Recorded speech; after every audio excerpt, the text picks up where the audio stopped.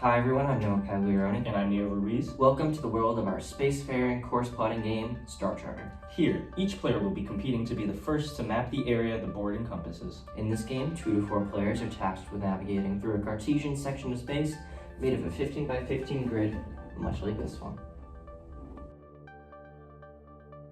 Player pieces of this game are selected by preference and take the shape of rocket ships and alien spacecrafts, all differently color-coded.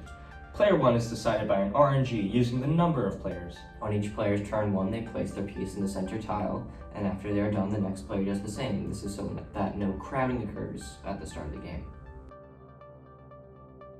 The buttons of the user interface are color-coded in the order of green, red, blue, and yellow, with green corresponding to either yes or 1, red to no or 2, blue to 3, and yellow to 4. Each player is given an RGB LED, which changes colors with each corner visited. Again, at green at 1, red at 2, blue at 3, and yellow at 4.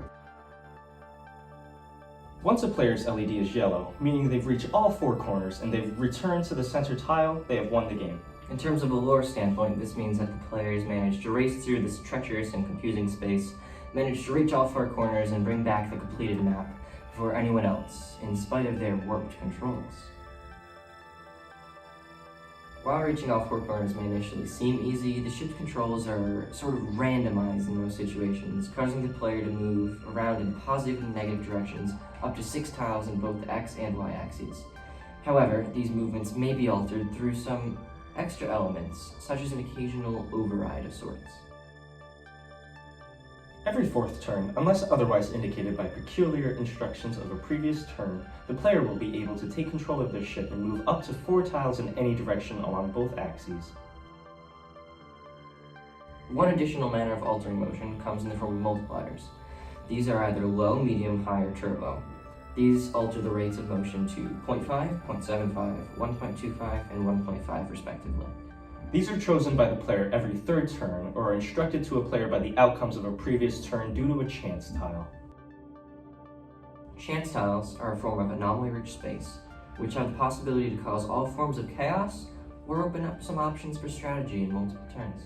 They come in 3 varieties, with Tier 1 being more common than Tier 2, and Tier 2 more common than Tier 3.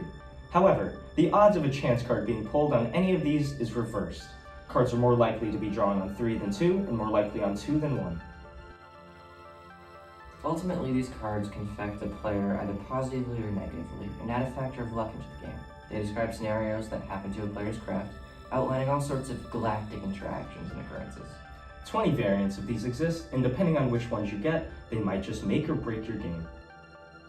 Some examples of cards you may draw include one that causes your engines to run low on fuel, which in turn multiplies your next roll by half.